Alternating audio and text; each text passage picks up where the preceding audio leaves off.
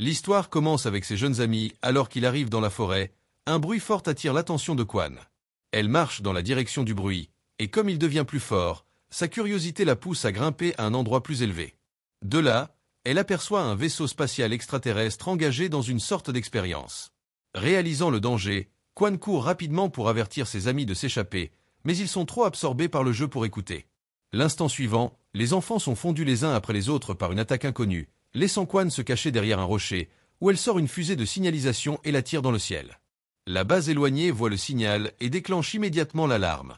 La fusée signifie qu'une attaque ennemie est imminente, et toute la base est plongée dans un état de panique.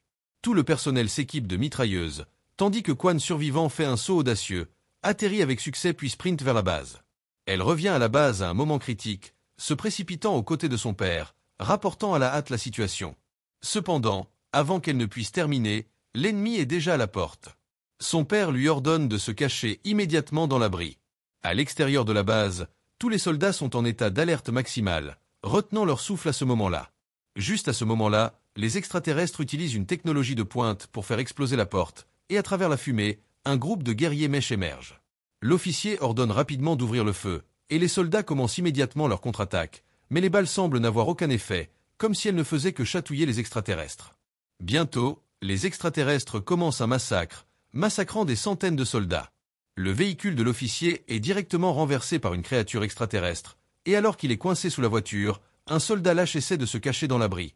Seulement pour se faire percer la poitrine par la main d'un extraterrestre. Un garçon tremble de peur, mais finit par révéler son emplacement. L'officier voit cela de loin, mais est impuissant à aider. Ensuite, les extraterrestres ouvrent de force la porte de l'abri, provoquant les cris de terreur des enfants à l'intérieur, mais les extraterrestres ne montrent aucune pitié. Quan saisit une opportunité de s'échapper et se cache rapidement à côté d'un homme âgé. Ignorant que sa fille s'est échappée, l'officier endure la douleur et déchaîne sa fureur contre les extraterrestres. Un extraterrestre se retourne, prêt à riposter. À ce moment-là, un vaisseau spatial apparaît lentement dans le ciel, et de celui-ci, un guerrier saute. Il est l'espoir de l'humanité, celui qui arrêtera l'armée extraterrestre, Master Chief. Face à la puissance de feu extraterrestre, Master Chief saute dans les airs et commence à tirer sur les extraterrestres, les éliminant un par un. Après avoir salué l'officier, des tireurs d'élite et d'autres guerriers arrivent également sur les lieux. Une équipe de 4 hommes arrive pour les soutenir et engage rapidement les extraterrestres. Les extraterrestres sont débordés, mais leur nombre est toujours important. Cependant, ils ne sont pas à la hauteur des guerriers. Le tireur d'élite a non seulement des compétences de tir précises, mais il est également extrêmement agile. Mais une situation inattendue survient. Il n'a plus de balles. Voyant cela, Master Chief verrouille rapidement sa cible et saute vers une position plus élevée, attirant toute la puissance de feu vers lui.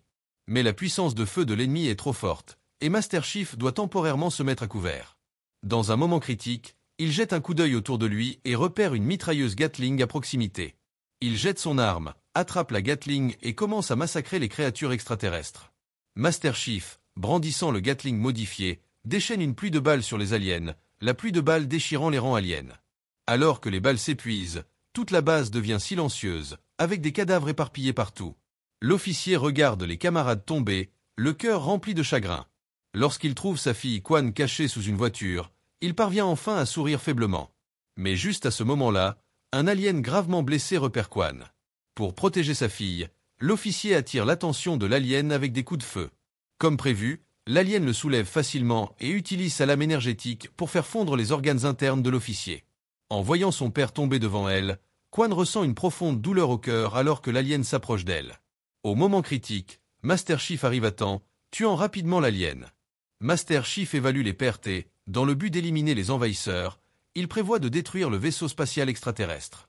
En regardant le corps de son père, Quan est abasourdi, tandis que les guerriers sont déjà partis. Les larmes coulant sur son visage, elle les suit.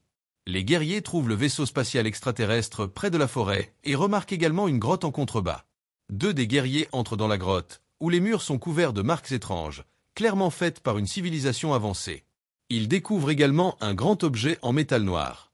Master Chief s'en approche lentement, tandis que non loin, une créature extraterrestre les observe. Alors qu'il tend la main pour toucher le métal noir, l'énergie commence à surgir, formant un anneau de lumière bleue. Alors que l'énergie a surgi, des runes ressemblant à celles laissées par une civilisation avancée ont émergé. Même la créature extraterrestre qui se cachait était ravie par cela. Master Chief a été frappé par la puissante énergie, déverrouillant accidentellement des souvenirs scellés. Il s'avère que son nom est John. Il a également vu sa famille et son animal de compagnie. Ses coéquipiers l'ont éloigné, brisant l'illusion. À ce moment, le métal noir a perdu son éclat. Voyant cela, l'extraterrestre caché dans l'ombre s'est enfui. Les deux le poursuivirent mais il activa son mode de camouflage et entra en collision directe avec Quan à l'extérieur de la grotte. Au moment où ils sortirent, l'alien s'était déjà échappé dans un vaisseau spatial, laissant Quan inconscient gisant sur le sol. Master Chief transmit l'information à Riche, où le docteur Halsey examinait les dossiers de combat de John. Elle examina à plusieurs reprises l'étrange métal, réalisant qu'il était tout sauf ordinaire. Juste à ce moment-là, l'arrivée du général interrompit les recherches d'Halsey. Il était clair qu'elle savait déjà que Halsey avait déployé des troupes sans autorisation, utilisant les soldats pour sauver les rebelles, et elle lui ordonna d'arrêter son plan actuel. Après le départ du général, Halsey se rendit dans son laboratoire secret. À l'intérieur d'une capsule de survie se trouvait une personne, l'objet de ses recherches secrètes. Pendant ce temps, à bord du lointain vaisseau-mère extraterrestre, quelqu'un était enragé de ne pas avoir réussi à obtenir le mystérieux métal. L'ancien extraterrestre l'informa que le plan avait été contrecarré par un soldat, ce qui la rendit encore plus furieuse. Mais l'aîné lui suggéra d'étudier d'abord l'histoire humaine, pour mieux traiter avec l'humanité. Quan se réveilla sur un vaisseau, soudainement confronté à une femme qui apparut, prête à négocier. Son intention était claire. Elle voulait que Quan agisse en tant que porte-parole parce que d'autres bases rebelles avaient également été attaquées par des extraterrestres, et elle voulait que les rebelles s'alignent sur le commandement. Quan refusa naturellement, car son père avait formé la rébellion en quête de liberté. L'information fut immédiatement relayée au général, qui observa avec une intention meurtrière dans ses yeux. Pendant ce temps, Halsey découvrit des changements dans le réseau neuronal de John, mais heureusement, le corps de John allait bien. Halsey a contacté John et lui a conseillé de rester aussi loin que possible de la pierre. John a également réalisé que quelque chose n'allait pas avec son corps, et soudainement Quan a frappé à la porte, demandant à John de la nourriture. Cependant, pendant qu'elle mangeait, Quan a raconté le sort de sa mère à John. Soudain, une alarme s'est déclenchée, révélant un ordre d'exécuter Quan. John est allé désactiver la surveillance du navire. Cet acte a immédiatement alarmé le général, qui, après avoir visionné les images, a vu que John désobéissait aux ordres et a coupé à distance l'alimentation en oxygène du navire. Les deux se sont évanouis par manque d'oxygène, mais en quelques secondes, John, par pure volonté, a rétabli manuellement l'alimentation en oxygène. Réalisant la gravité de la situation, le général a mobilisé les défenses. Un grand nombre de soldats sont entrés en alerte, avec des chasseurs et des canons électromagnétiques prêts, tandis que les guerriers montaient sur la plateforme d'équipement. Ils étaient chargés de protéger une personne, et cette personne était leur Master Chief, John. Alors que l'armure était assemblée, ils saisirent chacun des armes avancées et sortirent de la base. C'était une mission difficile assignée par Halsey. À l'extérieur de la base, un grand nombre de soldats s'étaient déjà rassemblés et le vaisseau était entré dans l'atmosphère. John essayait de désactiver le pilote automatique, mais Quan ne lui faisait pas du tout confiance. Elle pointa une arme sur John, qui dit qu'il voulait l'aider. Face à John, qui retira son casque pour montrer sa sincérité, sa seule option était de lui faire confiance. Si le pilote automatique du vaisseau atteignait le commandement, Quan serait immédiatement éliminé. Le commandement détecta également que John avait retiré son casque et était sur le point d'atterrir.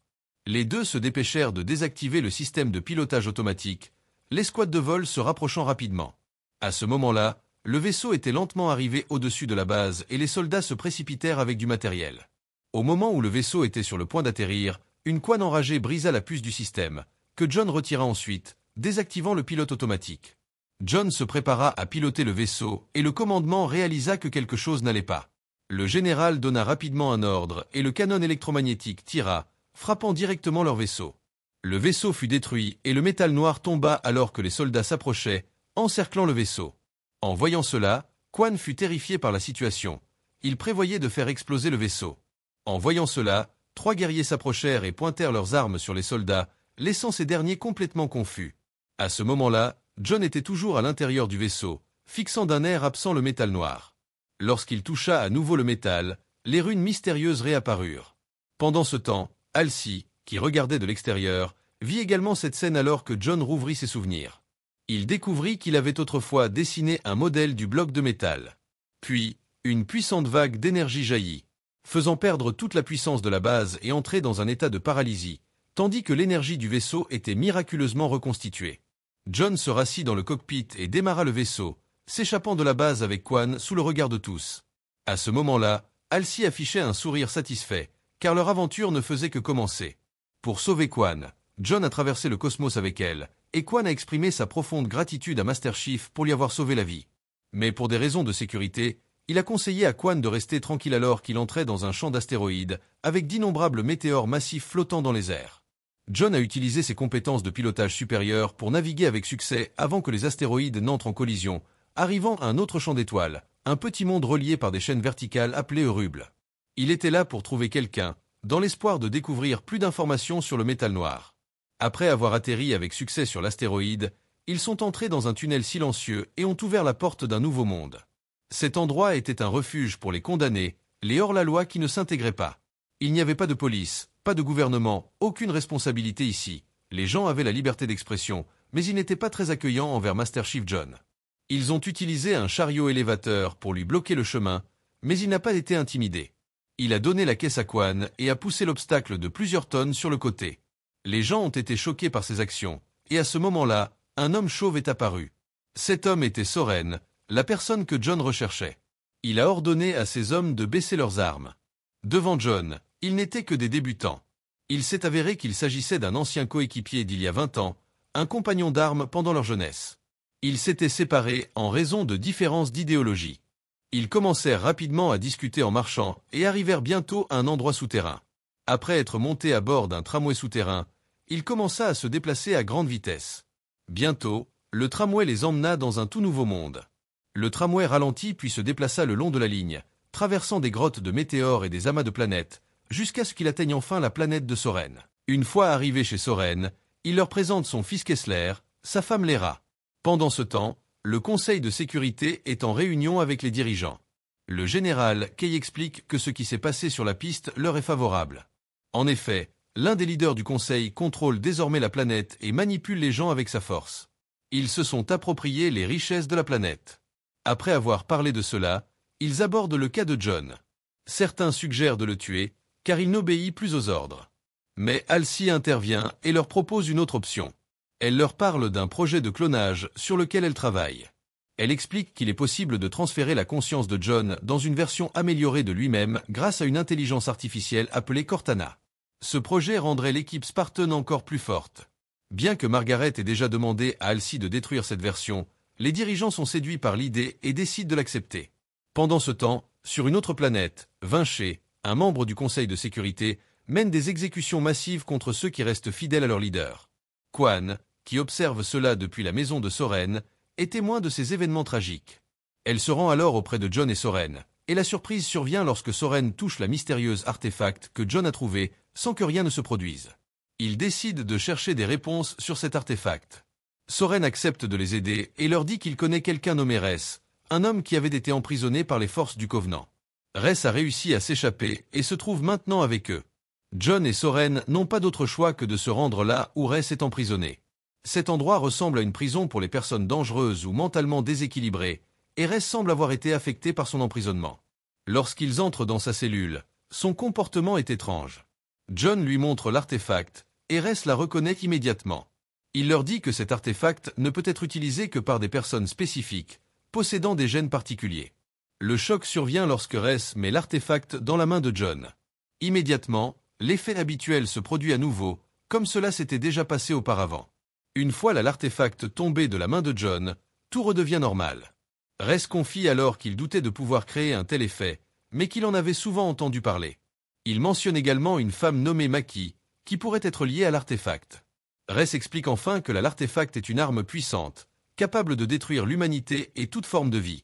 John envisage de détruire complètement l'artefact avant qu'elle ne tombe entre les mains des forces covenantes. Ress lui dit également de se détruire lui-même si cela devenait nécessaire. John, ayant désormais la vérité, prend l'artefact et quitte la prison. En discutant avec Soren, il décide de retourner au Conseil de sécurité, car il souhaite étudier et analyser l'effet de l'artefact avec Catherine. Cependant, sachant que le Conseil veut tuer Quan, il la laisse sous la protection de Soren, lui demandant de veiller sur elle jusqu'à ce qu'il puisse régler la situation. Après les avoir quittés, John prend l'artefact et retourne à son vaisseau, se dirigeant vers le quartier général du Conseil de sécurité. À son arrivée, il est arrêté par les autorités du Conseil, et l'artefact a été récupéré par le docteur Halsey. Ensuite, nous faisons un saut dans le passé, quelques années auparavant. Sur l'une des planètes, nous voyons une jeune nommée Maki. Les humains de cette planète sont exploités, forcés de travailler dans des usines de plastique et de métal sans compensation. Tout change avec l'arrivée des forces covenantes, qui semblent avoir des appareils capables de détecter des pouvoirs spéciaux chez certaines personnes, comme ceux de Maki. À cause de la dureté de sa vie, Maki décide de rejoindre les Covenants. De retour dans le présent, Maki s'entretient avec l'Alliance et promet aux dirigeants qu'elle retrouvera John, qu'ils appellent le Diable. Pendant ce temps, au Conseil de sécurité, l'amiral Margaret s'entretient avec Miranda, lui montrant des photos de l'effet de l'artefact et lui demandant de commencer à travailler dessus. Margaret commence à perdre confiance en Halsey, pensant qu'elle prépare un remplaçant. Miranda accepte la mission, voyant cela comme une opportunité pour elle. Simultanément, le processus d'intégration de l'intelligence artificielle Cortana dans l'esprit de John commence. John réalise que l'objectif réel de cette opération n'est pas seulement d'augmenter sa force, mais aussi de le contrôler. Après l'opération, lorsque Cortana apparaît et parle à Halsey, il devient clair que John n'est pas totalement sous contrôle. Halsey semble avoir prévu cette situation, mais elle n'a pas anticipé la connexion de John avec l'artefact. Elle décide de laisser Cortana prendre entièrement le contrôle. Quan, après avoir découvert ce que Vinci fait sur sa planète, demande à Soren de l'aider à libérer Madrigal du contrôle du Conseil de sécurité. Cependant, Soren refuse catégoriquement, rappelant sa promesse à John de protéger Quan et de ne pas la mettre en danger. Dans l'espace, sur le vaisseau Gladius du Conseil de sécurité, une attaque se prépare. Un vaisseau Covenant apparaît devant eux, mais la surprise survient lorsqu'ils reçoivent un appel venant de ce vaisseau. C'est Maki qui les contacte, prétendant avoir été kidnappée par les forces covenantes et affirmant qu'elle a réussi à s'échapper. Elle demande leur aide. Son plan fonctionne, et le capitaine du Gladius accepte de l'aider. En quelques minutes, il la transfère à bord du Gladius. Cependant, un désastre survient. Des créatures étranges attaquent le vaisseau, exterminant rapidement tout l'équipage, y compris le capitaine, qui refusait de lui révéler l'emplacement du quartier général. Pendant ce temps, John reprend conscience après l'opération. Cortana se présente à lui et lui explique qu'elle est désormais intégrée à son esprit et qu'elle sera son alliée sur le champ de bataille. John, inquiet et mal à l'aise avec cette situation, comprend néanmoins qu'il doit coopérer avec elle pour avancer. John sait qu'il doit regagner la confiance du Conseil de sécurité après ses récents actes, et il souhaite approfondir ses connaissances sur l'effet de l'artefact. Les tests commencent immédiatement, et Halsey emmène John dans une salle d'examen pour observer l'effet de l'artefact en temps réel.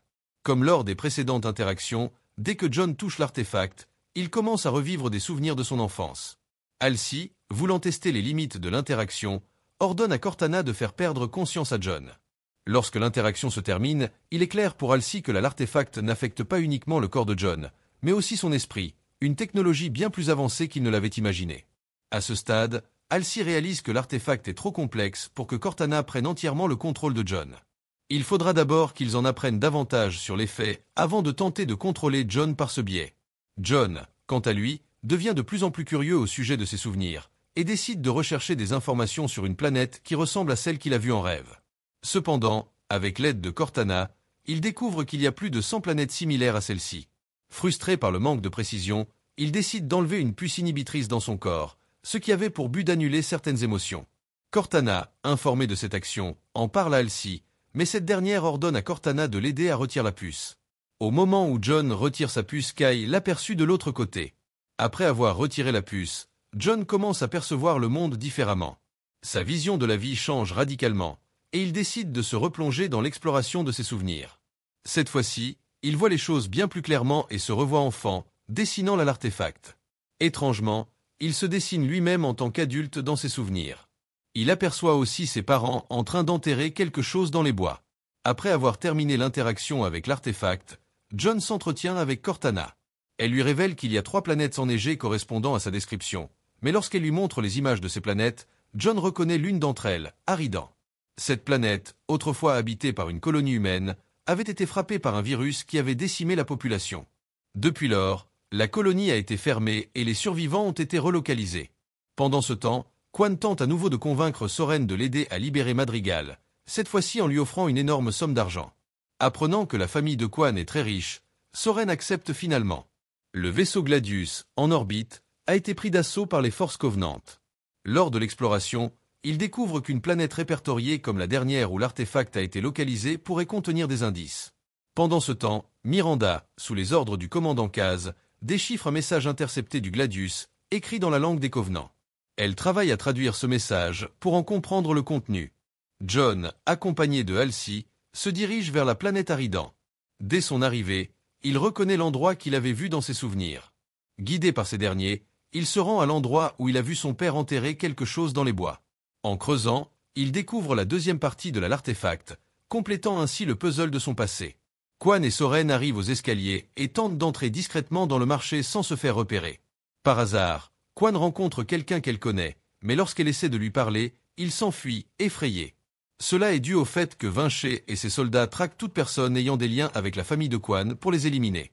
Cependant, avant de partir, cet homme lui indique un endroit où ils pourront se rencontrer en toute sécurité. Pendant ce temps, sur la planète Aridan, John continue de creuser et finit par découvrir une boîte enterrée. Cela réveille en lui des souvenirs d'enfance. Il se souvient l'avoir enterrée ici avec son père. La boîte contient des dessins que John avait fait plus jeune, représentant l'artefact dans son intégralité, et non pas seulement la petite partie qu'il avait trouvée auparavant. Désireux de comprendre davantage ce qui s'est passé, il décide d'entrer dans l'ancienne maison familiale. De retour sur Madrigal, Quan et Soren se dirigent vers l'endroit que leur a indiqué l'homme. Ils y trouvent un groupe de résistants qui honore la mémoire de son père. Quan rencontre une femme nommée Agatha, qui fut un général de la résistance. Quan demande des détails sur leur plan, mais Agatha est surpris de voir à quel point la résistance est abandonnée. Il lui conseille de quitter la planète rapidement, affirmant que si elle est capturée, elle sera tuée. Les paroles d'Agatha mettent Quan en colère. Elle les accuse de trahison et de ne pas honorer le sacrifice de son père. À cause de la dispute, les hommes de Vinché arrivent et attaquent le groupe. Soren réagit rapidement et s'enfuit avec Quan. Pendant ce temps, John, dans la maison familiale, continue de se remémorer son passé avec l'aide de Cortana. Il se voit à nouveau en train de dessiner les cercles, indiquant l'emplacement exact de la deuxième partie de l'artefact, une partie qu'il ne comprenait pas jusqu'alors. Il se souvient également d'une visite de Halsey dans son enfance, alors qu'il vivait encore avec ses parents. Ce souvenir va à l'encontre de ce qu'on lui avait dit. Pourquoi lui aurait-elle caché cela pendant tant d'années? Il commence à se demander ce qu'on lui cache vraiment. Au siège du Conseil de sécurité, Miranda travaille toujours sur le déchiffrement du message envoyé par Maki. En discutant avec Kai et Van Kawirs, il découvre accidentellement que Miranda comprend certains mots de la langue de l'Alliance. Il lui apporte leur aide pour décoder le message. De retour sur Madrigal, Quan et Soren retournent au vaisseau. Ils y arrivent juste avant que les hommes de Vinché ne les rattrapent. Frustré, Soren blâme Quan pour tous les ennuis dans lesquels il se trouve. Quan rétorque que la seule solution est de l'aider à rejoindre sa tante, qui est très riche. Elle lui assure qu'elle pourra non seulement lui payer la somme promise, mais bien plus, afin qu'il puisse compenser ses pertes. John, cherchant désespérément la vérité, décide de confronter Halsey. Il lui demande de lui expliquer pourquoi elle apparaît dans ses souvenirs d'enfance. Halsey, tentant de le rassurer, lui dit que c'est normal d'avoir des souvenirs confus et perturbés. Pendant ce temps, Quan et Soren tentent de rejoindre la tante de Quan. Sur le chemin, Soren commence à envisager des moyens de fuir si les choses tournent mal. Lorsque Quan parle enfin à sa tante, elle découvre que la famille a perdu tout son argent.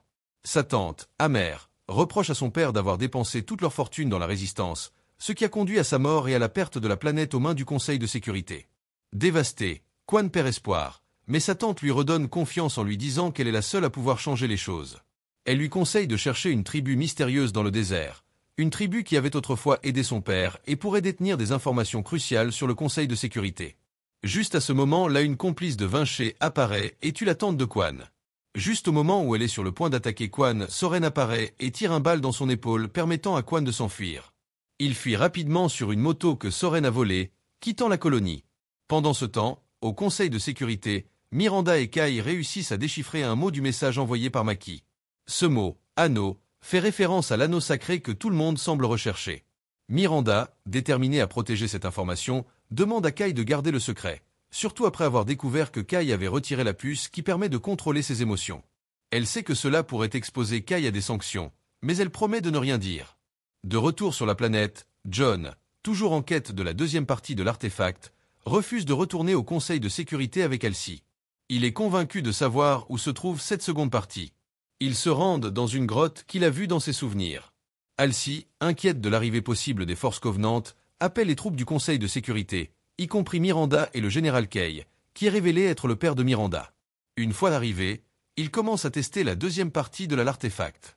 Cependant, Brocken avertit John de ne pas toucher à l'artefact, car elle interagira certainement avec lui comme la première fois, ce qui pourrait envoyer un signal aux forces Covenant, les attirant sur la planète. Pendant ce temps, Soren et Quan continuent de fuir, mais leur moto tombe en panne. Soren, réalisant qu'ils ont besoin d'un autre moyen de transport, part à la recherche de quelque chose à voler, laissant Quan attaché à la moto. Il sait qu'elle peut causer des problèmes et il ne veut pas qu'elle s'échappe, surtout qu'elle lui doit une grosse somme d'argent. Cependant, pendant son absence, Quan parvient à casser une partie de la moto et à se libérer. De leur côté, les forces Covenant, menées par Maki, approchent de la grotte où se trouvait la première l'artefact. Ils découvrent que la deuxième partie de l'artefact se trouve également sur la planète, ce qui met tout le monde en danger. Alors que John et son équipe se rapprochent de l'artefact, ils se préparent à une attaque imminente des forces Covenant. John remarque immédiatement le comportement étrange de Kai, et, connaissant les effets du retrait de la puce de contrôle, il comprend qu'elle a également retiré la sienne. Pour cela, il la réprimande et lui interdit temporairement de combattre. Kai observe que John a aussi retiré sa puce, mais il continue de se méfier de Halsey et va confier ses doutes à Kai. John sent que Halsey lui cache quelque chose d'important, surtout après l'avoir vu dans ses souvenirs d'enfance avec sa famille. Kai, étonné par les soupçons de John, promet d'enquêter une fois de retour au siège. Pendant ce temps, Halsey et Margaret discutent du fait que John commence à se souvenir de plus en plus d'événements de son enfance, y compris l'enlèvement de ses parents, tout comme pour les autres Spartans. Margaret ordonne à Halsey de prendre les choses en main avant que John ne découvre toute la vérité, suggérant même que Cortana prenne le contrôle total du corps de John. Halsey refuse, sachant que John ne pourrait plus interagir avec l'artefact s'il n'était pas aux commandes. Pendant ce temps, l'équipe de John parvient à activer l'artefact, qui libère une immense énergie, bien plus puissante que la première fois. Cette énergie paralyse presque tout le monde sur la planète et fait éclater la couverture rocheuse autour de l'artefact, révélant sa forme complète. Maki, se trouvant sur la planète mère, ressent l'explosion d'énergie et ordonne aux forces Covenant de se préparer à une attaque, ayant maintenant localisé la deuxième partie de l'artefact. John, frustré de ne pas comprendre toute la vérité, demande à Cortana d'accéder à ses dossiers d'adoption, mais elle refuse sous prétexte que les informations sont confidentielles. Déterminé, John décide de toucher l'artefact une nouvelle fois. Lorsqu'il le fait, il voit des souvenirs encore plus clairs, notamment celui de son enlèvement par des soldats lorsqu'il était enfant. Lorsqu'il reprend conscience, Halsey se tient devant lui, réalisant que John a découvert la vérité. Sans hésitation, John tente de l'attaquer, mais Halsey ordonne à Cortana de paralyser son système nerveux, révélant ainsi le véritable but de l'implantation de Cortana dans son esprit. Sur la planète mère, Soren revient et découvre que Quan s'est échappé. Cependant, il tombe rapidement dans un piège tendu par Quan elle-même, qui parvient à le neutraliser et le faire s'évanouir. De retour sur la planète où se trouve John, les forces Covenant lancent une attaque violente et rapide, détruisant en quelques secondes le vaisseau mère des forces du Conseil de sécurité. Halsey donne l'ordre de transférer la deuxième partie de l'artefact à bord de leur vaisseau, une mission confiée à John et son équipe. Oubliant momentanément ses différends avec Halsey, John se concentre sur la protection de l'artefact, en travaillant avec Vanna Kerys pour assurer le transfert. Kai, bien que positionnée comme tireuse d'élite, est distraite par la douleur, conséquence du retrait de sa puce. Cela permet à de puissants soldats Covenant de l'encercler, et elle est sur le point d'être tuée. À ce moment, John, affecté par le retrait de sa propre puce, fait un choix décisif. Au lieu de donner la priorité à la mission de protéger l'artefact, il décide de sauver Kai en premier. Malheureusement, après avoir quitté Fink et Rice, la voiture dans laquelle il se trouve a eu un accident, entraînant la chute de l'artefact. Heureusement, John parvient à sauver Kai.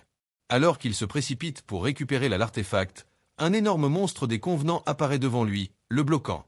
Les forces Covenant, armées de leurs marteaux, s'emparent de l'artefact et retournent à leur vaisseau. Une fois leur mission accomplie, les forces Covenant se préparent à quitter la planète, mais Maki, qui a été laissée pour compte, les suit.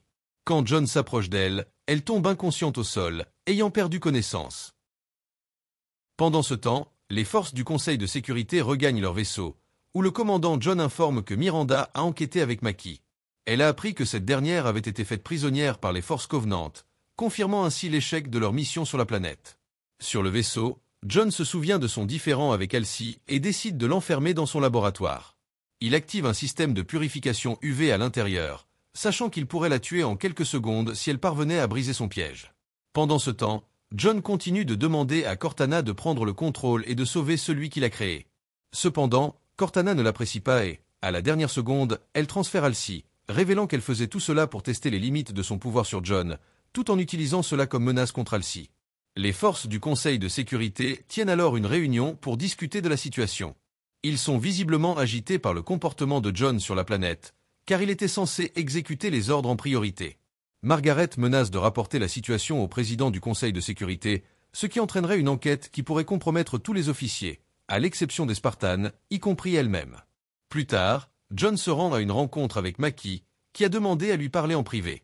Elle souhaite rencontrer une personne ayant la même force qu'elle. John comprend que Mackie se prépare à une attaque des forces Covenant, car ils ne se calmeront que si toutes les parties de la trace sont réunies. Quand John lui demande des informations sur le quartier général des forces Covenant, Mackie lui révèle qu'elle n'y est jamais allée. Cependant, elle sait qu'il se cache sur une planète sacrée pour eux, appelée Kotska, située dans un tamas d'étoiles connu sous le nom d'Aspiro. Sceptique, John se demande pourquoi les forces Covenant l'ont laissé derrière. Mackie lui explique qu'elles l'ont kidnappée quand elle était jeune et qu'elles lui ont demandé de les espionner en contrôlant la trace. À ce moment-là, John se souvient des paroles de Reese à son sujet lorsqu'il était avec Soren. Après avoir confirmé cette information, John sort pour faire rapport aux dirigeants, suggérant de rechercher la planète Kotska et le groupe appelé Aspiro. Pendant ce temps, une fraction de l'équipe de direction complote, décidant de sacrifier quelqu'un pour cacher la vérité, tout en s'assurant que l'enquête ne les implique pas dans l'enlèvement d'enfants. Ils sont choqués de découvrir que John est également impliqué dans l'enquête. Lorsque John presse Halsey pour obtenir des réponses, elle lui avoue qu'elle l'a effectivement kidnappé dans son enfance. Elle a aussi remplacé John par une de ses copies, afin que ses parents ne se doutent de rien. Cette copie devait se détruire naturellement, ce qui expliquerait pourquoi ses parents ne l'ont jamais cherché. Halsey révèle qu'elle souhaitait préserver un avenir pour les humains, espérant que les super-soldats pourraient les aider à gagner les guerres à venir. Après cette révélation, John se rend à une rencontre avec Miranda, mais il découvre qu'elle a disparu. Il veut s'assurer que Mackie lui demandait des informations sur sa propre enfance. Ensuite, il se tourne vers Kai, ayant des soupçons qu'elle se souvient de sa propre enfance d'une manière similaire, notamment après avoir retiré la puce. John demande à Mackie de cacher temporairement le sujet de l'Ardurise, car ils n'ont pas encore retiré la puce et il est incertain de sa réaction. Ils doivent d'abord gérer la situation avec Halsey. Après l'enquête, Halsey rencontre Margaret, qui est de nouveau choquée. Elle apprend qu'elle a été totalement exclue du projet Spartan et qu'elle ne travaillera plus sur la trace. Margaret lui explique que la seule solution serait de laisser les forces du Conseil de sécurité l'arrêter et de la traduire en justice. Halsey, ne pouvant rien faire d'autre, accepte à contre-cœur ce refus. Margaret lui accorde quelques jours avant son départ de la planète. Parallèlement, la sécurité intercepte Halsey. Pendant ce temps, John demande à Miranda de prélever un échantillon de sang sur Mackie pour le comparer à son propre sang afin de vérifier s'il existe une similitude entre eux. Après la menace de Margaret, Halsey se confie à son assistant, Adon, et lui raconte les événements, lui demandant de tout faire pour que Cortana les accompagne.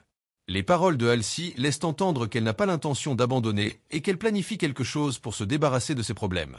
Il est évident que Miranda est maintenant à sa place, utilisant son laboratoire.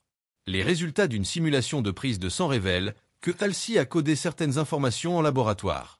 Elle laisse un message à Miranda pour lui demander de la rencontrer. Elle souhaite s'excuser avant de partir et veut s'assurer qu'elle a déchiffré les codes et peut utiliser le laboratoire. Cependant, après que Miranda ait quitté, on découvre que Halsey a agi en toute discrétion pour copier les empreintes digitales de John, bien que son plan ne soit pas encore clair. Une fois de retour au laboratoire, Miranda utilise les résultats de la prise de sang pour exposer à John et Mackie qu'ils possèdent tous deux un gène spécial. C'est la première fois qu'un tel gène est observé chez des humains, ce qui signifie que Mackie a la même force que John et qu'ils peuvent communiquer avec la trace ou qu'il existe un lien spécial entre eux. Lorsque John rencontre Mackie, il se rend compte qu'elle ne ment pas, mais soudain, elle s'effondre. Elle explique que cela est dû à l'effet du pouvoir de l'impact sur lui, tout en notant que le pouvoir de l'Alliance a des effets similaires. Elle a appris à communiquer avec eux, ce qui était difficile au début, mais une fois qu'elle a fusionné avec le pouvoir des pierres, elle a pu localiser des parties de la trace en touchant d'autres. Sachant que les forces de sécurité veulent retrouver l'artefact volé, Mackie s'approche d'elle pour les aider. Elle tente de convaincre John de lui permettre de toucher la trace qu'ils détiennent, afin de déterminer l'emplacement de la deuxième partie. Son véritable objectif est de découvrir les coordonnées du quartier général des forces Covenant. Cependant, Cortana surveille tout cela, maintenant le contrôle sur la situation. John explique à Miranda ce que Mackie lui a dit, et ils réalisent qu'ils peuvent accéder à la deuxième partie de la trace à travers celle qu'ils ont. Ils pourraient ainsi atteindre le quartier général des forces Covenant. Toutefois, John, qui ne fait pas encore confiance à Mackie, décide de l'exécuter. Lorsque John touche la trace à nouveau pour la première fois, il est affecté par ce qui se passe. Son rythme cardiaque s'accélère dangereusement, menaçant sa vie. Pendant ce temps, Cortana surveille la situation. Une fois que le pouls de John revient à la normale, ils se retrouvent sur une planète étrange, où Maki l'accompagne. Ils se voient tous les deux dans cet univers qui semble se dérouler dans le désert. Halsey, de son côté, comprend ce qui se passe et demande à Cortana de faire correspondre les battements de cœur de John et de Maki. Lorsqu'ils correspondent, cela confirme qu'ils sont connectés à travers la trace. Pendant ce temps, une autre intrigue se déroule. Kwan, ayant volé la voiture de Soren, se retrouve perdue dans le désert, où elle est bientôt confrontée à une tempête de sable. En essayant de se mettre à l'abri, elle imagine des personnes devant elle et se dirige vers elle, mais quelqu'un surgit derrière et la kidnappe. Kwan se retrouve au sein d'un étrange groupe de tribus composé uniquement de femmes du désert. Elle comprend rapidement que cette tribu est celle dont parlait sa tante. D'après ses paroles, son chef s'appelle Styria, et il s'avère que Styria sait que Kwan fait partie de cette famille. Elle lui explique que son destin est le même que celui de son père et de ses grands-parents, mais qu'elle n'est pas encore prête à accepter cela. Avec insistance, Styria commence à lui raconter l'histoire de son arrière-grand-père, qui fut le premier à arriver sur cette planète. À l'époque, il n'était qu'un magicien, cherchant de la nourriture et de l'eau. Une nuit, il découvre un puits plein d'une substance rare qui va changer le cours de sa vie. C'est à ce moment-là qu'il rencontre une créature, autre que les humains, qui lui révèle sa responsabilité et le but de sa présence sur cette planète. Elle offre à Kwan de boire de cette substance, lui demandant si elle en comprend l'importance. Sans hésitation, Kwan s'en empare et boit, perdant connaissance instantanément. Lorsqu'elle reprend ses esprits, elle voit John, qui l'accompagne dans une vision étrange, l'emmenant au puits découvert par son grand-père. John se présente à elle comme le fantôme de son père et lui explique que ce puits représente le deuxième couloir mondial. Il lui confie que sa protection est désormais sa responsabilité, jusqu'à ce que la personne qui mérite de connaître le secret du puits arrive. Bien que l'identité de cette personne reste floue, il souligne l'importance de cette quête. Kwan reprend conscience, et Styria lui rappelle qu'elle aurait dû connaître sa mission. Elle lui conseille de retourner à l'endroit où tout a commencé, au quartier général de son ancienne tribu, qui a été attaquée par l'Alliance. Pendant ce temps, Fincher surveille les mouvements dans une colonie familiale grâce à ses caméras. Un des gardes lui montre une photo qui révèle que Kwan est dans la colonie. N'en ayant plus besoin, Fincher rassemble ses hommes pour se rendre là-bas. Kwan, de son côté, a trouvé un message de son père expliquant tout au sujet du puits. Avant de le lire, elle entend un bruit à l'extérieur et découvre que c'est Soren. Il a suivi ses traces jusqu'à la colonie, ayant promis à John de veiller sur elle. En attendant de la protéger, il sait que Fincher et ses hommes pourraient également arriver. Les minutes passent, et Fincher et ses hommes atteignent la colonie, demandant à Kwan de se rendre.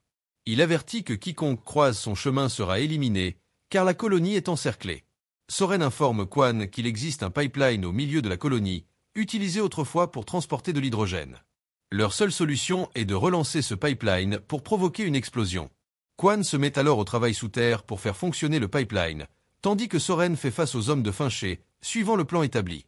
Après quelques minutes, Kwan parvient à mettre en œuvre le plan, mais Fincher réussit à frapper Soren, le rendant incapable d'agir. Déterminé, Kwan prend une arme des forces Covenant mortes, visant les tuyaux, et, avec Soren, se réfugie dans une salle fortifiée. Finalement, son plan aboutit. Elle réussit à éliminer Fincher et tous ses hommes sous l'autorité du Conseil de sécurité. Parallèlement, sur la planète riche, John s'entretient avec Maki après avoir touché la trace. Il veut savoir où il se trouvait, et Maki lui répond que cet endroit est connu sous le nom de l'anneau sacré. Elle lui explique que, selon une ancienne légende des pouvoirs Covenant, lorsque les parties de la trace fusionneront, le voyage vers l'anneau sacré commencera. Cependant, cette arme redoutable ne doit pas tomber entre de mauvaises mains, ce qui rend la situation encore plus précaire. Alors qu'ils discutent, un message de Gondi June parvient à John, le convoquant au siège.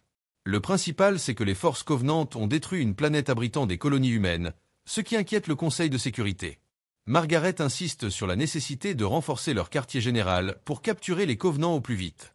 Cependant, il est difficile de déterminer leur emplacement, et malgré les informations en leur possession, ils n'ont pas réussi à localiser une planète nommée Kotska ni une galaxie appelée Spiro. Ils décident de faire appel à Maki, qu'ils commencent à croire digne de confiance, pour qu'elle touche la trace et les aide à localiser la deuxième partie ainsi que le quartier général des forces de l'Alliance. Bien que personne dans la direction ne soit entièrement convaincu, ils n'ont pas d'autre option et acceptent sa coopération. Le commandant Kidzi informe Miranda qu'elle va honorer l'étranger avec qui Maki a discuté. John réalise alors que Maki commence à faire confiance aux humains, car elle porte une arme que les forces Covenant ont placée dans sa main. Par la suite, Margaret parle à Halsey, lui expliquant qu'il faut commencer à mettre en œuvre son plan. Elle a demandé à Adon de lui fabriquer un appareil de communication avec une empreinte digitale sur Miranda, et elle utilise l'aide de Cortana pour accéder au système. Elle tente de convaincre Maki de les rejoindre, arguant que si elle aide les humains, elle ne pourra qu'apporter la destruction. Ces paroles commencent à affecter Mackie, mais sa confiance envers John la pousse à mettre fin à la communication, ce qui fait échouer cette partie du plan. La partie 2 communique ensuite avec les soldats de l'équipe de Bartender John. Il leur ment en leur disant que les dirigeants de l'armée ont fait des percées.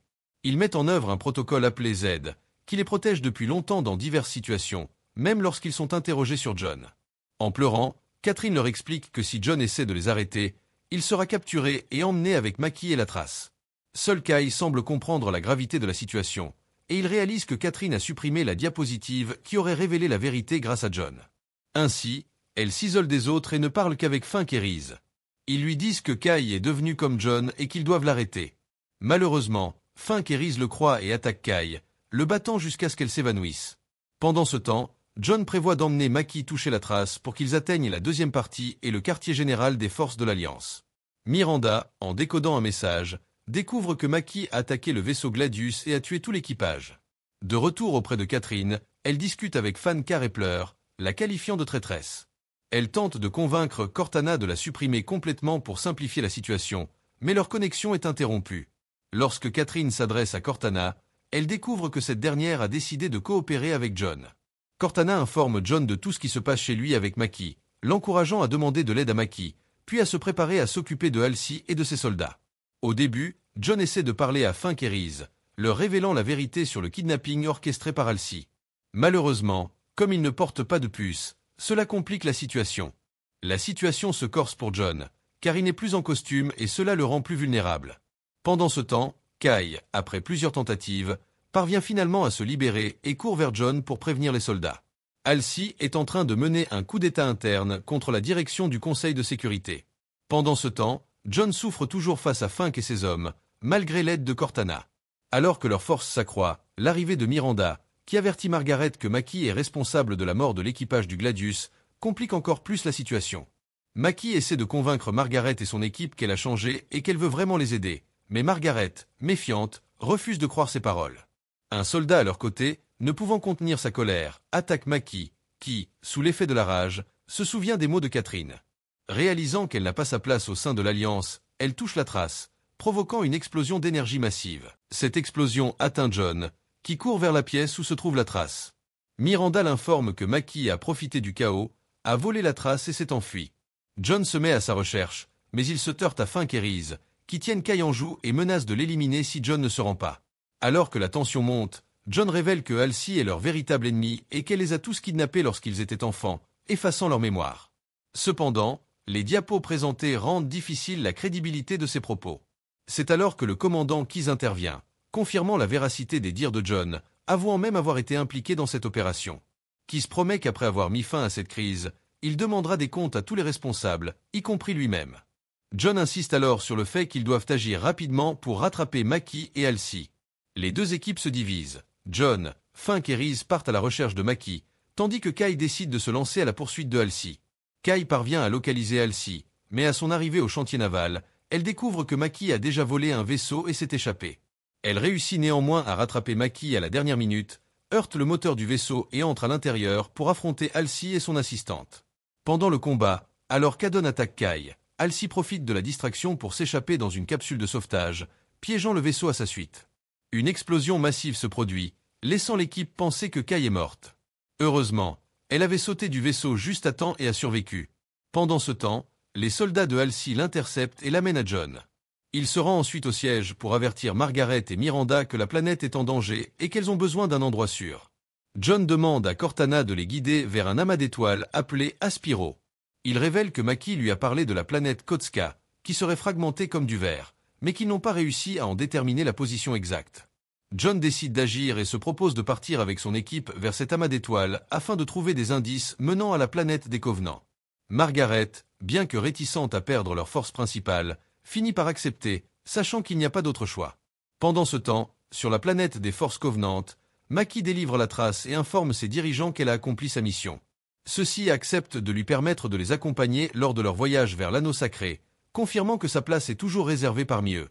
De retour avec John, ce dernier se prépare à partir avec son équipe, en route vers l'amas d'étoiles nommé Spiro. Alors qu'ils avancent, Cortana révèle à John le véritable objectif de Halsey, qui a implanté une intelligence artificielle dans son esprit. Cette IA est capable de comprendre et de choisir en fonction de ce qu'elle observe. John décide de rester totalement fidèle à Cortana. Après un moment, elle l'informe qu'ils entrent dans le domaine d'Aspiro. Le groupe doit se préparer, car le voyage ne sera pas facile. En effet, lorsqu'ils pénètrent pour la première fois dans le secteur, ils sont confrontés à un phénomène connu sous le nom de clivage gravitationnel. Ce champ électromagnétique puissant menace de détruire leur vaisseau et perturbe complètement son fonctionnement. Heureusement, grâce aux instructions de John, ils parviennent finalement à surmonter cet obstacle. À leur grande surprise, ils découvrent la planète Kotska devant eux. Mais avant de plonger dans ce qui les attend, retournons sur la planète riche. Là-bas, les forces du Conseil de sécurité ont réussi à capturer Halsey, et Miranda est responsable de l'enquête la concernant. Cependant, elle éprouve des difficultés à établir des liens clairs au cours de son investigation. En quelques secondes, la situation tourne mal et Halsey meurt sous un choc inattendu. Miranda réalise alors que ce qu'ils ont devant eux n'est qu'une copie. Halsey les a trompés une seconde fois et a réussi à s'échapper. Sur la planète Kotska, il est révélé que les dirigeants Covenant ont menti à Mackie, l'exploitant pour récupérer des pièces de la trace et du marché. Heureusement, ils décident de la tuer après que l'effet de la trace leur ait été appliqué une dernière fois. Lorsque John le peut, Cortana détecte une activité dans la partie occidentale de la planète, affirmant qu'il y a une base de l'Alliance dans cette région. John et son équipe descendent rapidement à l'endroit identifié et commencent à traquer les soldats des forces Covenant. Ils constatent que le nombre de soldats est étrangement réduit. Selon Cortana, la plupart des troupes sont regroupées dans un temple. Lorsqu'ils pénètrent dans ce dernier, ils ne trouvent que les chefs Covenant, dont un qui est sur le point de mener à bien sa mission pour provoquer la destruction d'Al-Azhar. Soudain, des milliers de soldats Covenant émergent de la clandestinité. Les Spartans parviennent à les contenir pendant un certain temps, mais la situation prend une tournure dramatique lorsque l'un des chefs de l'armée, celui qui a précédemment attaqué John, refait surface. Les forces Covenant sont alors sur le point de décimer l'équipe.